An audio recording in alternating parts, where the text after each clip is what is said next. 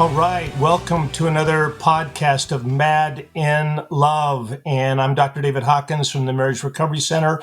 And today we're going to do something a fair bit different. And I don't know how it's going to go. I think it's going to go incredibly well, but it could take some turns that I'm not sure about. So bear with us. The exciting thing today is we have an expert panel. And I'm going to have them introduce themselves very briefly, though. I'm so pleased to have with us Dr. Les Carter, and he's got an incredible reputation. And Leslie Vernick, her name speaks volumes out there, and Sharmen Kimbrough to create this expert panel. So, and we're going to talk about, I don't know how it's going to go. We're going to talk about, I married a narcissist. Now what? What do we do? And so with no further ado, let me, Dr. Carter, if you would introduce yourself, Leslie Vernick, Sharmen, each of you tell us a little bit about yourself, and then we'll dive into the topic. Well, David, you know that I had recently retired from my counseling practice. I was in the Dallas, Texas area for 41 years with Meyer for the first 25, and many people are familiar with the Meyer Clinic and their organization. We did a lot of radio and writing, and then I had my own practice in Southlake, which is a suburb of Dallas. And my wife and I moved down here to Waco, Texas now. That's where I am. And I'm focusing on all of my media work, specifically my Surviving Narcissism podcast. I have a podcast, but also my YouTube channel with that, and keeps me busy. I absolutely love helping people figure out what this is all about, so that we can go through the process of healing. So that keeps me busy, and along with my little granddaughter here and other relatives. So that's where I am.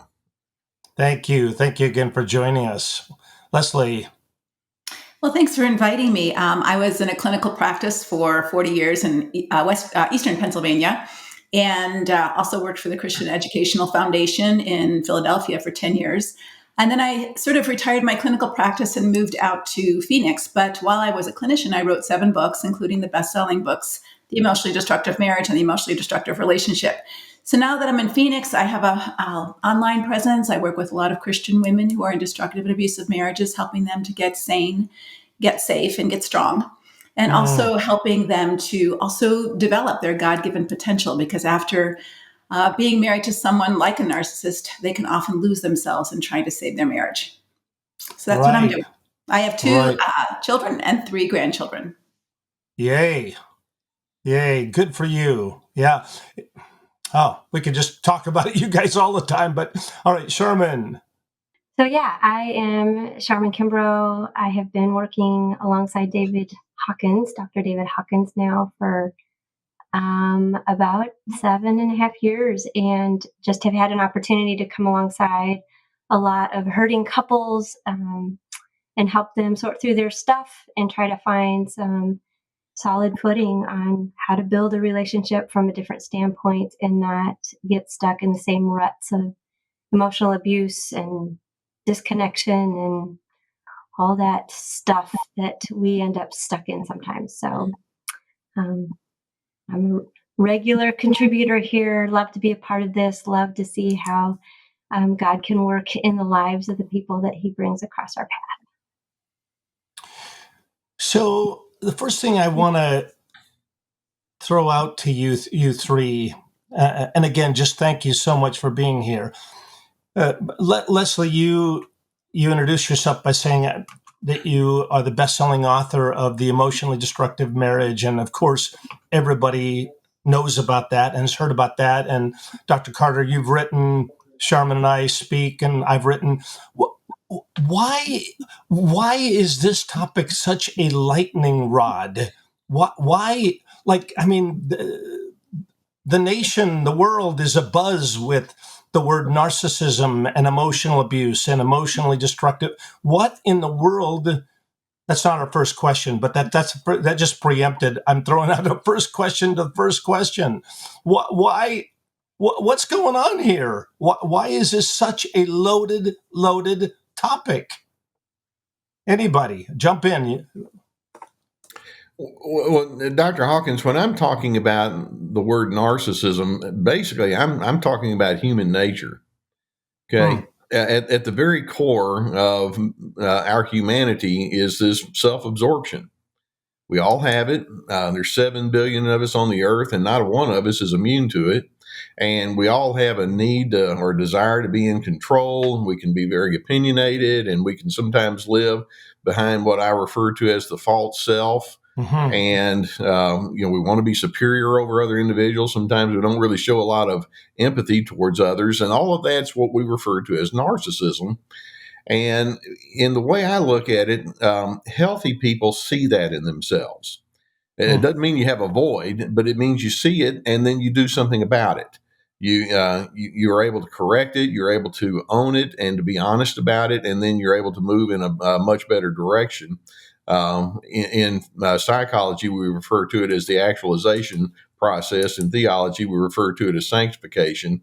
And unhealthy people, they either don't see it, or they rationalize it, or they dress it up in all sorts of unhealthy kinds of ways. And they not only continue on in that control mindset, but they just keep pushing it and pushing it and pushing it. And that's where it becomes more systemic, and it can infiltrate families and organizations and beyond.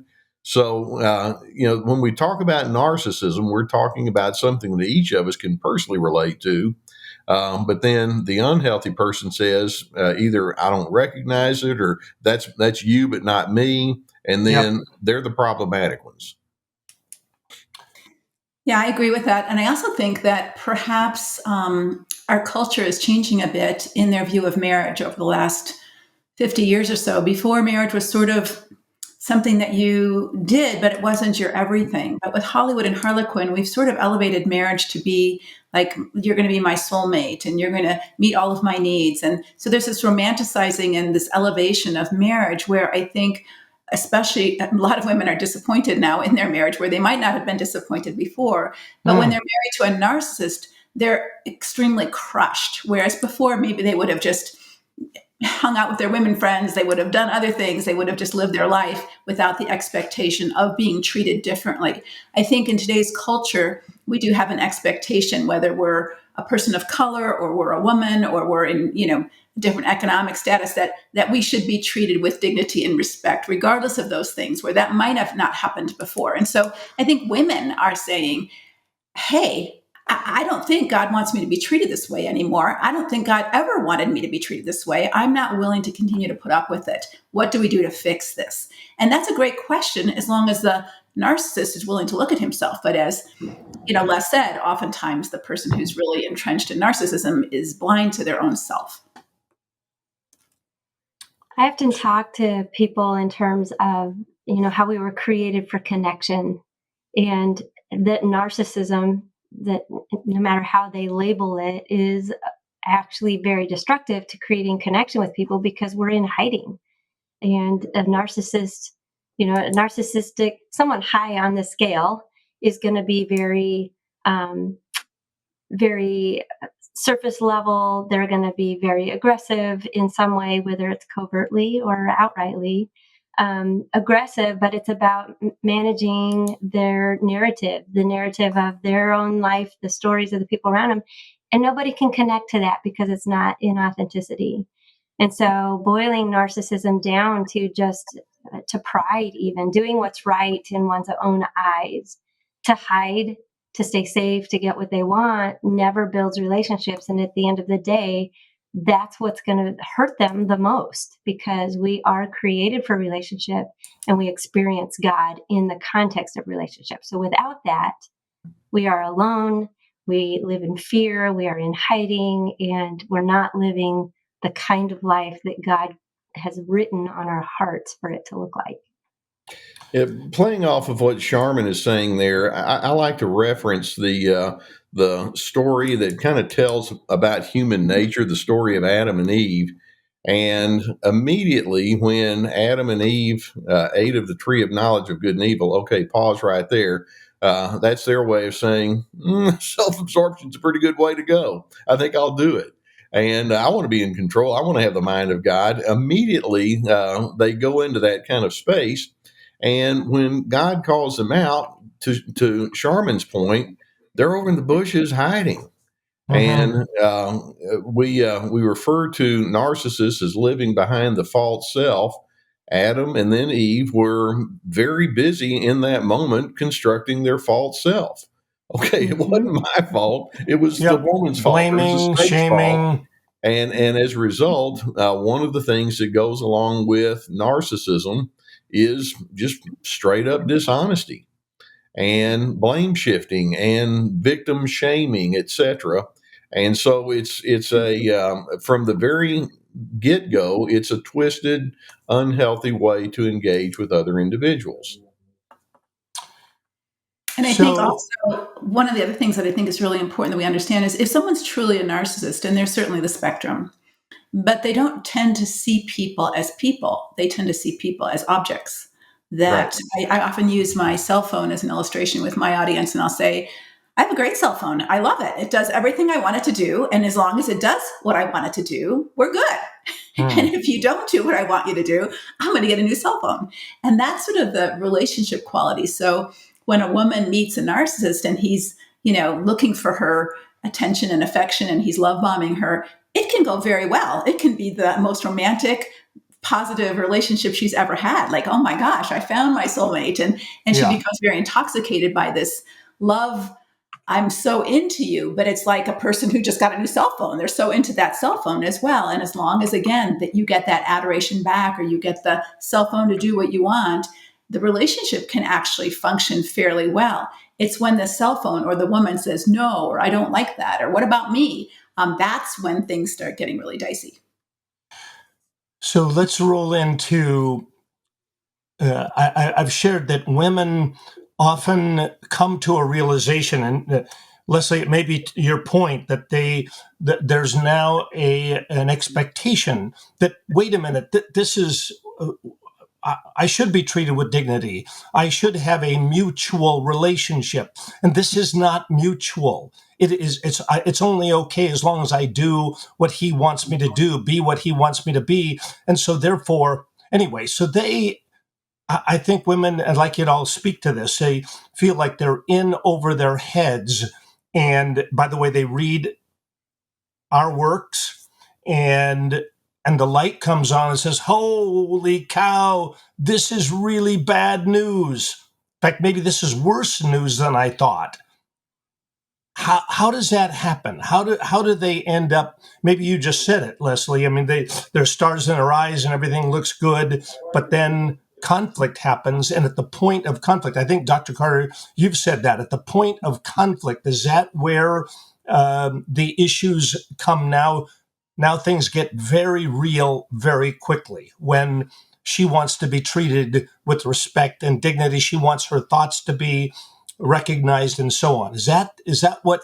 How does she end up in over her head, and what's the process there? I think it's like the frog in boiling water. Sort of you don't notice this is happening because, especially in early love and an early relationship, I think women are groomed by feminine culture as well as even the church to accommodate their man, that is what we're to do. And so that's what we try to do. We do try to submit, we do try to accommodate. So there's kind of a falseness on both sides in some ways, because maybe a woman, even in her dating relationship, isn't really being true to her own feelings or true to herself or true with him, because she's been taught, oh, you're to defer, you're to submit, you're to accommodate, you're to go along with your man. So she's not authentically coming to her full self. And maybe she isn't even her full self because she's only 19 years old or 20 years old. So there's all of those dynamics that come into it. But once she begins to, and it may not even be a conflict, it may just be a desire like, hey, I'd like to go back to school and I'd like to use some of our family money to do that. But that takes his time away from him. Often when she gets pregnant, a domestic violence episode can happen because now her attention is geared on her body and her baby, and it's not all on him.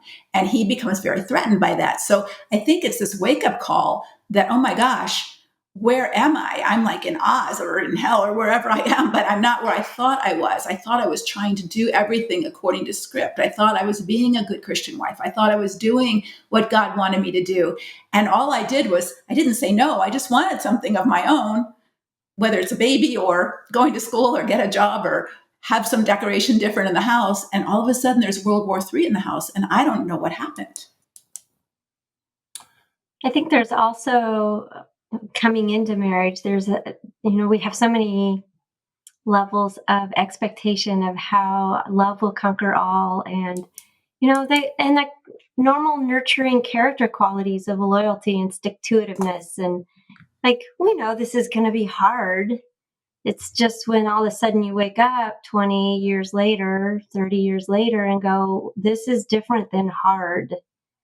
This was me trying to stick in something where I am carrying the full weight of responsibility for holding together a facade that I don't even know what end is up anymore. And that's where they get in over their head. But for so long, living out of that strong, good character qualities of nurturing and faith and being loyal and, expecting that we'll figure this out, until they realize nobody's figuring anything out.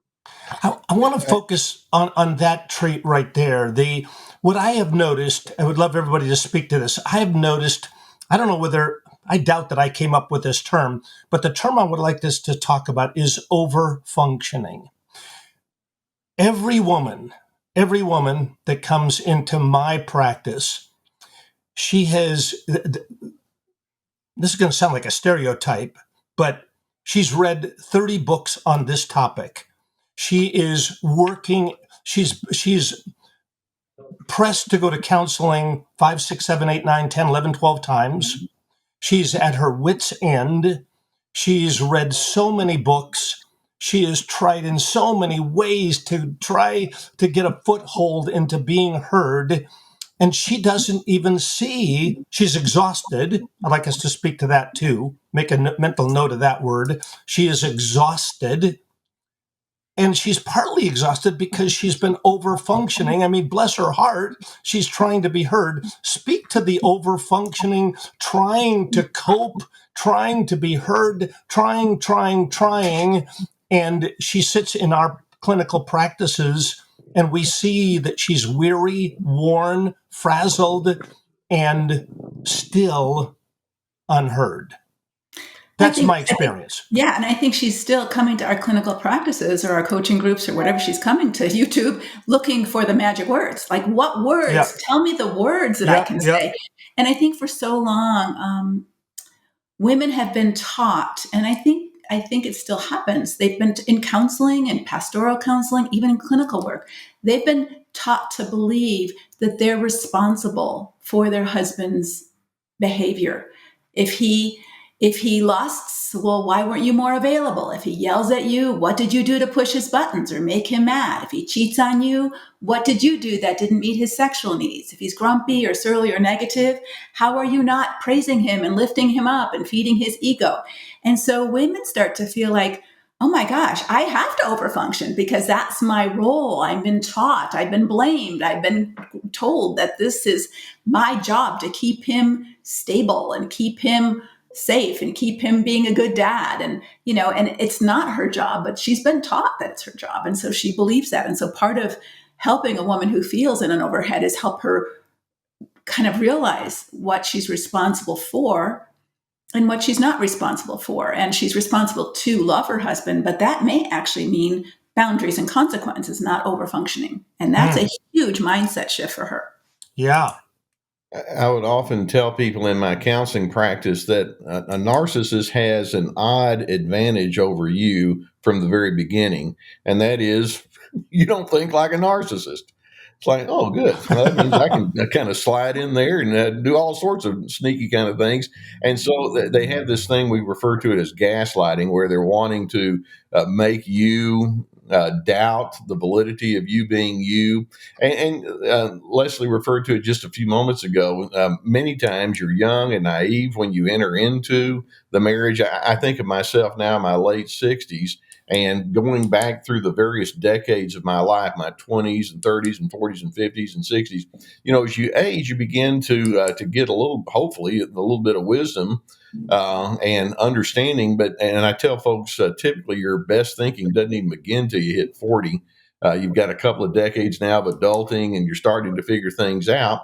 But in the meantime, if you don't think like a narcissist and you're just over there just slogging along thinking, well, I know that I have these wonderful ideals that I'm supposed to live up to, and I need to just be my best version of me, sometimes that's not enough. And sometimes you're guilty, if I can use that word very lightly, of just not knowing what you don't know. And it's kind of strange to think, yeah, that's my biggest problem. So that's why it's so necessary for people to be educated about this pattern of life and all of the many ingredients that go into the making of it. I've shared this story before, so a couple of you have already heard this story, but it was such a poignant moment. This was a marriage intensive that I did, and halfway through it, the woman put her head in her hands and started sobbing, and I didn't see it coming. And I said, what's the matter? And she said, everything is so hard. This is hard. This trying to be heard is hard. This trying to figure out a way to say it is hard. This trying to pretzel myself is hard. And I was kind of overcome by the moment, like, oh, man, I can, and now I've listened with new ears, how wearying it is. So, Leslie, I think you're saying it, Sharmen, you're saying it, Dr. Carter, you're saying it. This is, but I wonder, anyway, the overfunctioning, I wonder if these women are just working, well, they are working too hard and they end up trying to cope, adapt, or accommodate to a situation. And we typically think of coping, adapting, and accommodating to be healthy, resilient qualities, but they can end up not being resilient qualities if you end up coping to it. Speak to that, can coping and adapting and accommodating, can those be destructive ways to try to deal with a situation? I think they can. And this is how I would say it.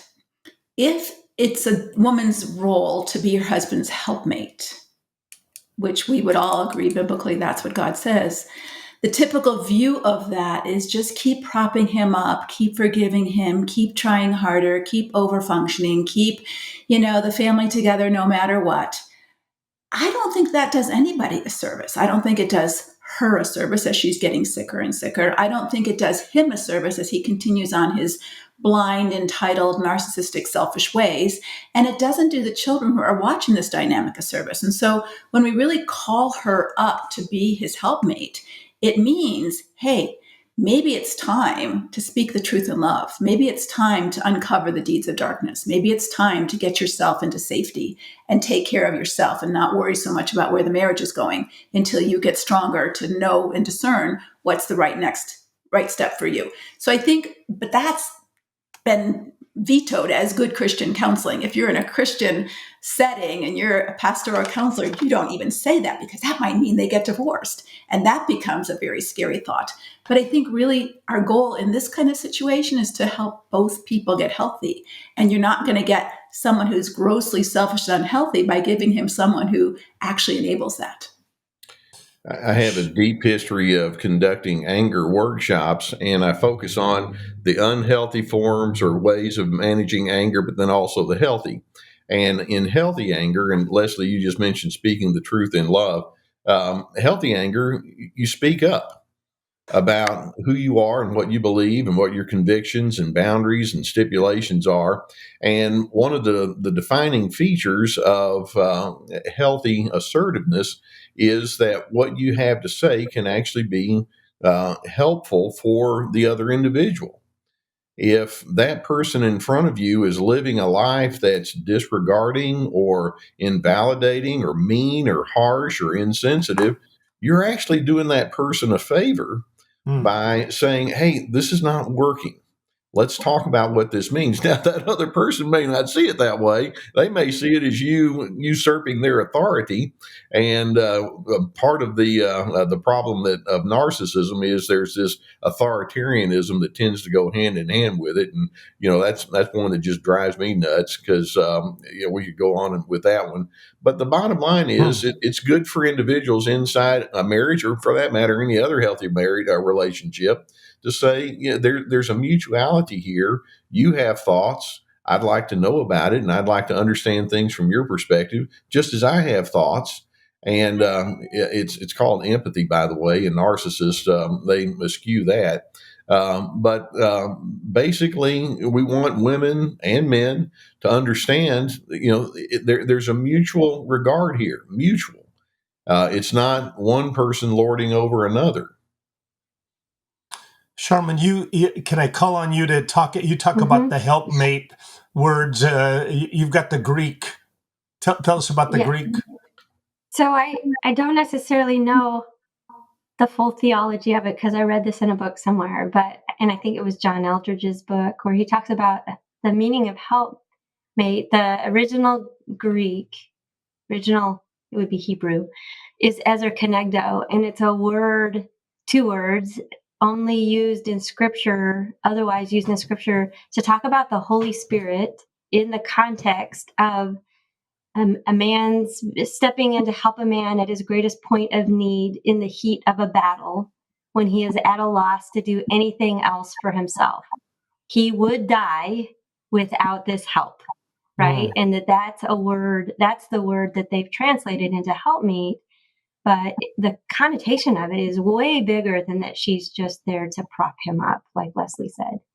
She's actually there to breathe life where he cannot think beyond himself, right? Which, doesn't make her the Holy Spirit, and yet way more influential than most men like to give their wives, because it taps into their pride, to not be able to figure it out for themselves. Well, how would I? Sharmen, you used the word prop.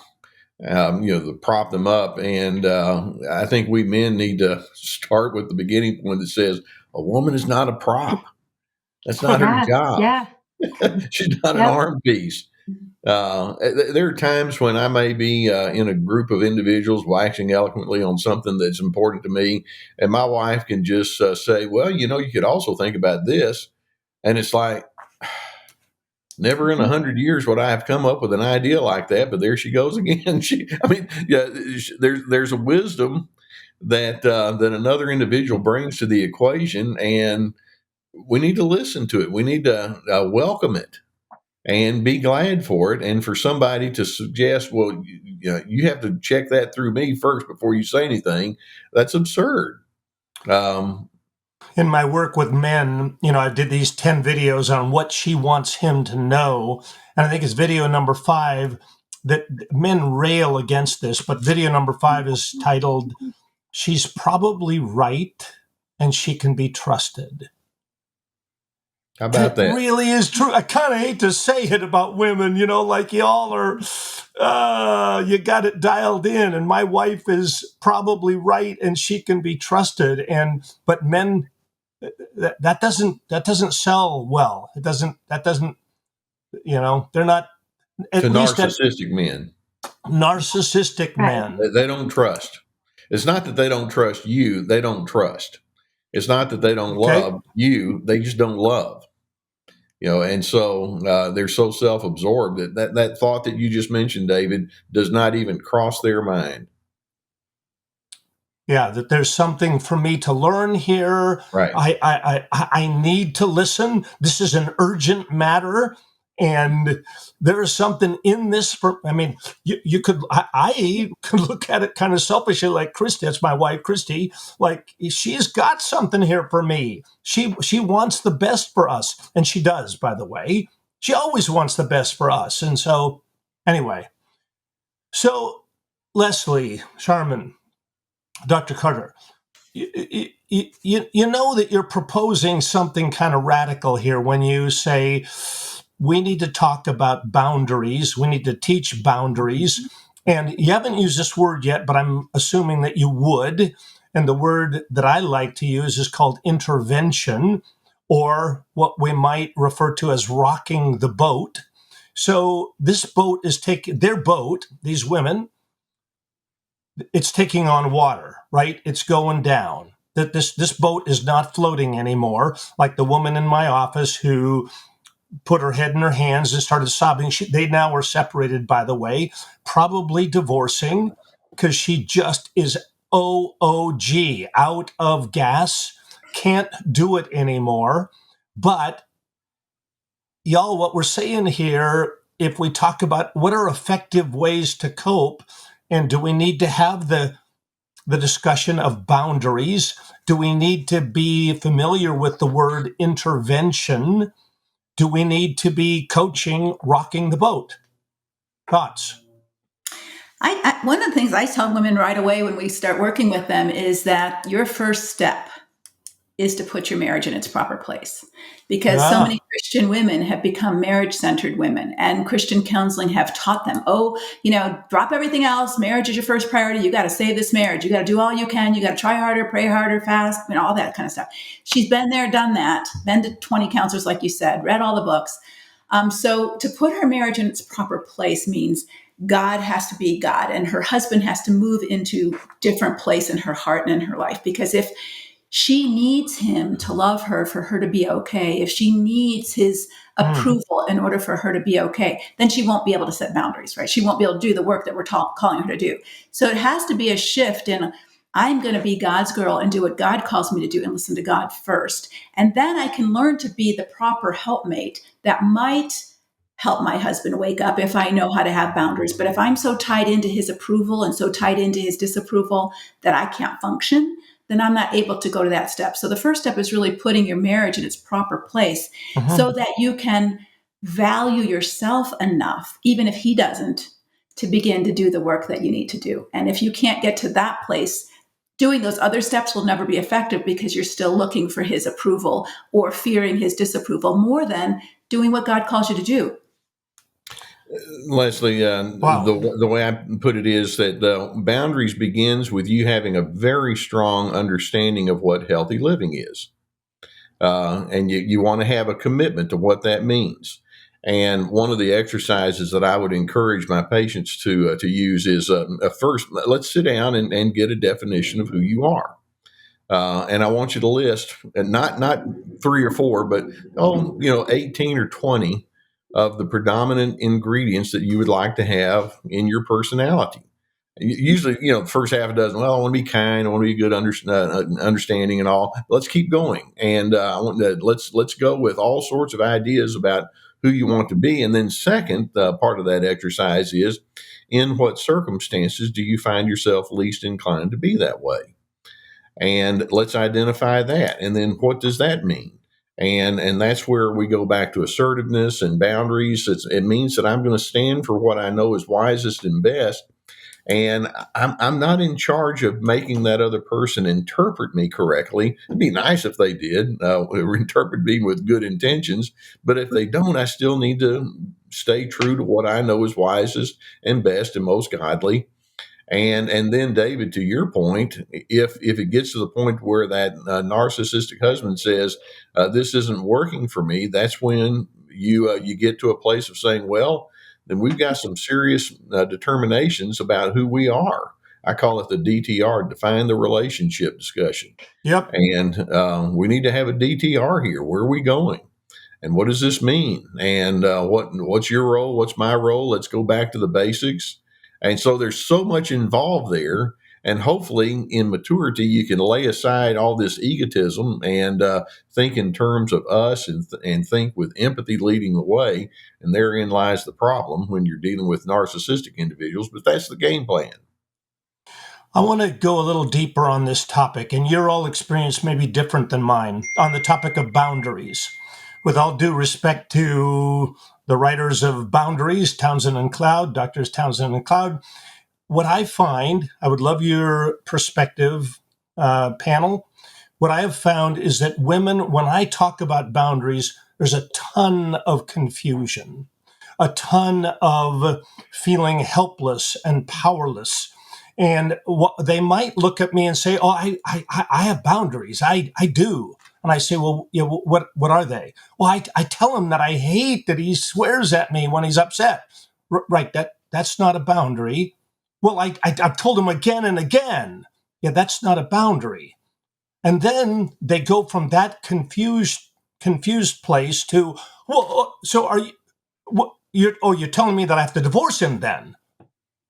No, I'm not telling you have to divorce him. Let's talk about, there's 100 steps between saying I don't like what you're doing and I won't tolerate it to I'm going to divorce you. There's 100. And we can, and I'll sit with you for 2 hours and we can delineate all 100 steps, but they get perplexed, they get befuddled, they even get a little irritated at me. Like, well, I'm not ready to divorce him.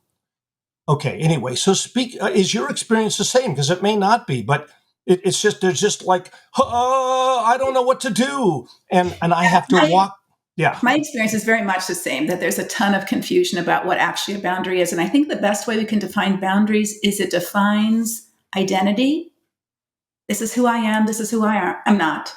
And like Les was talking about, these are my values. These aren't my values. This is what I'm willing to live with. This is what I'm not willing to live with. So it defines identity. This is who I am. And it also defines responsibility. This is what I'm responsible for. And this is what I'm not responsible for. Yeah. And this comes into all of the other rest of the stuff that they have to work on. And the easiest way that I describe this to women, and perhaps it'll be helpful for your audience, is states. So I live in Arizona. And Arizona doesn't have fences around Arizona. We don't have big walls that keep people from New Mexico or people from Colorado out of Arizona. But Arizona has a distinct identity, and they have laws that are applicable to Arizonians. Like, I can carry a gun in my pocket if I want to. I don't need to have a license. I don't need to have a license. I have to have a license, but I don't have to have a permit. All those kind of things. If I were to take that gun and move into Colorado, that's not okay with Colorado or other states. And so I think here's where it establishes, this is what it's like to live in Arizona. This is what Arizona does. This is what Arizona values. We pay taxes for Arizona's care. We don't pay taxes for Colorado's care. We're responsible to take care of Arizona. Arizona government is responsible to take care of Arizona, not Colorado. And vice versa. Doesn't mean I can't be kind to Colorado or help Colorado, but I'm not responsible for mowing my neighbor's yard. I'm responsible for mowing my yard. And so this is my yard. I don't have fences around my yard, but I have boundary markers that says, this is my yard. This is my house. I'm responsible for these things. And I'm not responsible for those things. So it really helps a woman when she grasps that to kind of stop the overfunctioning. I'm not responsible for how he feels. I'm not responsible for what he does. I'm not responsible for how he thinks. I'm responsible for me and how I think, what I do. Do you find, let's say on that note then, do you find that once an inner conviction is established, this is who I am, then a courage naturally follows from that, and then implementing boundaries? Would you say that follows? That's what we work on with women, is not only the courage, but the compassion in our core steps. So let's say that it's not okay with me to be married to someone who watches porn. That just is not okay with me. It makes me feel unsafe. It makes me feel unloved. I'm just not willing to do it. So you have to decide the kind of man you want to be and what's important to you. Because if that's more important to you than our marriage, I will accept that. I won't stay married. So learning to be able to see that, say that, communicate, these are my boundaries. This is who I am. I won't sleep with a man who also watches 15 videos at night and masturbates to those. I won't do that. That's not who I am. And so really being able to say, you need to stop watching porn. Give me your controls. Let me put controls on your computer. Let me manage your problem. No, my problem with your problem. We always use this phrase, what's my problem with your problem? So you watch porn, that's your problem. My problem with your problem is I feel unsafe. I don't like it. I don't want to live like this. I'm going to steal that. I will give you reference the first time I steal it, and then on the second or third, it'll become mine, but it's yours now. All right. Well, often when women are talking, they're always talking about his problem. He's so angry. He doesn't love. What's your problem with his problem? And that helps them clarify things in their head. So any other thoughts about boundaries? I want to talk, maybe we weave in this topic too. Remember, I'm sure all of our experiences are similar here. He not going to like these boundaries. So she's going to get resistance. And Dr. Carter, I think you spoke to, this is where his defensiveness will come in, his domination will come in, his dismissiveness will come in, his gaslighting, his blame shifting, all the junk will come in. So it won't be as simple as, unless I'm not confronting you about this, but she says, look, I can't be with a man, da da da. But he's not gonna look at her and say, okay, honey, gosh, that makes so much sense. I really he's gonna go, now wait a minute, now you did, but what about? He's gonna do all kinds of things to disrupt her thinking, to dissuade her. So, and that will be oppressive. But anyway, speak to that, panel. Well, one of the things that I would very commonly hear when we would talk about being assertive and setting boundaries and consequences, that person who is establishing that, and then I'm coaching up on that, might come back to me the next time and say, well, Dr. C, I tried that boundary stuff and that assertive stuff, and it just didn't work. Yep. And so then my next question is, well, what do you mean by work? Because, well, he didn't agree with me or he got mad. Well, okay, so what you're saying is my boundaries work if I can coerce agreement. And that's not boundaries. That's just modeling what that controlling person is doing to you. Boundaries and assertiveness works when you're true to your best principles. And you stand firmly and you let them know this is what I can and this is what I cannot do. This is what I will. This is what I will not coordinate with. And then if he throws a fit or he says, I think you're stupid and you're ugly too, okay, well, that's where you are. But nonetheless, it's what I call the nonetheless approach. Nonetheless, I've made up my mind and that's where I'm going to stand. And you hold your ground. How do you all help her with that, with what you just talked about, Dr. Carter? I mean, that is many sessions ahead the of whole question of codependency. I don't have to filter who I am through you. I want to be a good listener and I want to take input, but I'm just not just a raw reactor. At some point, I need to be my own independent self, and that's actually okay. But how do we help her? We've got 4 strong-minded people sitting here in this panel. I presume we all have pretty good boundaries, and we've done a lot of work. Stereotype, she is struggling, and he is oppressive. He is dominant. He is demanding, he is dismissive, and he is defensive. And he's got 29 thinking errors that conflate every possible situation. He's going to blame, he's going to deny, he's going to minimize, he's going to rationalize, he's going to justify, he's going to make excuses, and I could go about 80 more. How do we help her stand up to the oppression and the resistance? So here's one thing I think is really important. If she can put her marriage in its proper place. Yeah. And value herself, which is our work to help her do. So if we're working with her, we show her respect. We let her make decisions. We give her agency that her husband doesn't do. We model that in the session so that she begins to feel that empowerment, that respect, that care, just as Christ would care for her. So we do that in session with her. We don't just become the benevolent controller over the malevolent controller. So we have to be really careful therapeutically or coaching wise, or in relationship, even if you're just a pastor and helping someone, not to say, well, you have to do this and you have to do. No, you don't have to do that. What do you want to do right now? And so I think it's that kind of thing. And then helping someone walk through. So for example, I helped a woman walk through. Her husband would drink too much and then he would drive home and he would scare the daylights out of her. And she would try to set boundaries. You can only have 2 drinks tonight. Set boundaries on him, which is not boundaries. That's control. So we rewrote that scene and said, hey, what do you need to do with your problem? What's your problem with his problem? He's drinking too much. Your problem is you're scared to drive with him. What's the solution to your problem if he refuses to respect your boundary? That I won't, if you take more than 2 drinks, I'm not going to drive with you. What's your solution? Well, I could call an Uber. Yep, you could call an Uber. You could drive yourself there. You have options, right? So helping her follow through with what the boundary is so that her husband begins to understand, I'm not going to scream at you and yell at you and cry and try to convince you. You do what you want to do. but I'm not driving with you.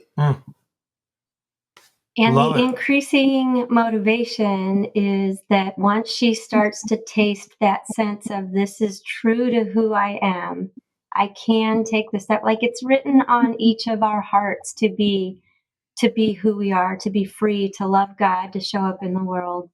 So once she has a taste of that, it builds on itself. And Yes. so we just keep tapping into that. And, I use this analogy of building on, who we are and where we're going. This is the road that we're on. So when you know what kind of person you're working to become, boundaries are those guardrails that keep you on that road. And the more you learn to just keep your eyes on the road ahead, some of those boundaries come pretty naturally. You just keep moving forward. But some of those are where you bump up against that guardrail. They're just a reminder to wake up, get your eyes back on the road. But in that is that sense of pro-action, that intention. I am getting my eyes back where they're meant to be, and there's something that feels good about that. So it starts to build on itself after you've, had a chance to reflect to her just It's what it looks like. It's important also to anticipate in advance what that narcissistic person is Yes, likely yes, to yes. come back at you with. And the first thing they're going to come back at you with is, like you said, David, their defensiveness, which inevitably is going to start with invalidating you. And Yes. so the question is, well, should I be invalidated? And if the answer is yes, I guess just lay down and let him walk on you then. But then if the answer is no, I made good sense, then it's not your job to convince that other person that you made good sense. Have you ever heard the old ditty? A man convinced against his will is of the Of the same same opinion opinion still. still. I know that one. I'm going to convince you. It's a great I'm ditty. just going to go ahead and live according to what I know is appropriate, and hopefully you'll figure it out. And then we can go on with this thing we call the relationship. And if you don't, then I don't feel like I'm required to give away all of my decency and dignity in order to appease a condescending, controlling person. Mm. And I All think right. that's really where their spiritual component comes in, because the church has really hammered into women's heads. God cares more about the sanctity of marriage than anything else. And I think that God does value the sanctity of marriage, but he also cares about the well-being and the safety of the people in that marriage. And so if we can help her theologically to understand that God is on her side as the oppressed, and he is against the oppressor, that is not a godly marriage. It's not a healthy marriage. It's not a good marriage. And as she fights for what's good and true and right, she doesn't know the outcome, because her husband may repent. Maybe he would. I hope he would. And probably won't if he's a narcissist, certified narcissist. He probably won't, because he will just find a different cell phone. He will just move on to someone who will do what he wants for a while. And so I think this is really important for her to get her head on straight, that she's not ruining her marriage. She's not breaking up her home. She's walking in the light of truth and love. And if her home falls apart because her husband refuses to repent, that's not on her. That's on him. Yeah, I try to remind people there are a lot of folks that thought Jesus was an idiot. A lot. So if I think, well, maybe I'm going to go through life and nobody's going to think poorly of me. Well, no. Unfortunately, there are times when you stand firmly. And by the way, the Bible teaches what I refer to as principles of perfection. And then God, in his infinite wisdom, says, now, knowing that that's not going to happen, there's still grace. We want to aim for the principles of perfection. Of course we do, with the understanding that some people do not want to coordinate in a godly way. And that being the case, you have to make a very wise decision. And that's where therapy and counsel and all like that comes into play, hopefully. But when we're talking about, being associated with a narcissistic individual, it's like I need to know who my audience is and I need to know who I am. And then let's see, what kind of disparity we're looking at there and make decisions accordingly. I also tell people that when they stand before God to give an account for their life, God isn't looking at his clipboard to see what the church thought of them or what their spouse thought of them or what their parents thought of them or whatever. He's asking us to give an account for how we showed up in the life that we're in. And so kind of getting away from, making it just be about the marriage. It is more about the character of the person in that marriage, that's what we give an account for. And it's not going to be dependent. His vision of us, his judgment call of us is not going to be dependent whatsoever on what other people thought about us. I love that, Sharmen. And here's a story I'll share that was from it wasn't a Christian woman. It was at a secular conference. I was at a business conference. And when she asked what I did, I told her, and she said, oh gosh, because I was married to one of those sociopathic narcissists. She goes, it was the best thing that ever happened to me. And I looked at her just like you, like, what? What do you mean by that? I said, tell me more. She said, I went into marriage as such a naive, immature, undeveloped person. And I realized real quick, I would need to learn how to stick up for myself, how to be assertive, how to set boundaries, how to stop being such an accommodator and people pleaser. He was my greatest teacher. Our marriage didn't make it. Our marriage didn't make it, but I am a stronger, wiser person today than I ever would have been without that marriage. And I thought that's a beautiful perspective of those things, that sometimes our enemy is our greatest teacher, not to form a relationship with this person, but to help us mature into the person that God's called us to be. That is a great, great story. So as I suspected, we had a robust conversation here. We didn't get to a topic that we might have you all back at some point, and the topic was... David, you sent out a list of questions, and you didn't even get to question number one. I got to question number one, but I didn't get to number two. I know. I knew it was going to happen. But the topic, y'all, for us to have in the future is, when is it time for a separation? What's the role of a separation? When is it time to leave? That $1 million question that we've all been asked 1,000 times. But anyway, we'll have hopefully a robust conversation about that in the future. So, all right. So thank you so much, Leslie Vernick and Sharmen Kimbrough, Dr. Les Carter. Thank you so much for being here and having this such a needed and robust conversation. So many people need healthy and wholesome information about this. So listeners, as always, if any of this resonates with you, please know that we're available to help. You can reach out to us by visiting our website, www.marriagerecoverycenter.com, to learn more about what we do, and you can find information about our show there.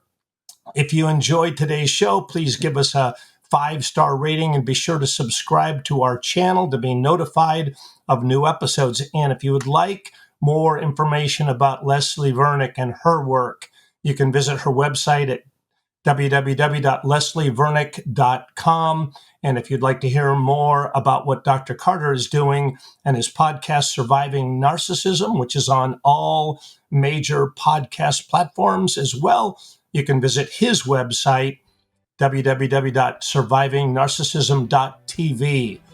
Thank you again for tuning in, and we'll talk to you again soon. Okay, God bless. Thank you, Leslie and Sharmen and Dr. Carter. Thanks, David. Thank you.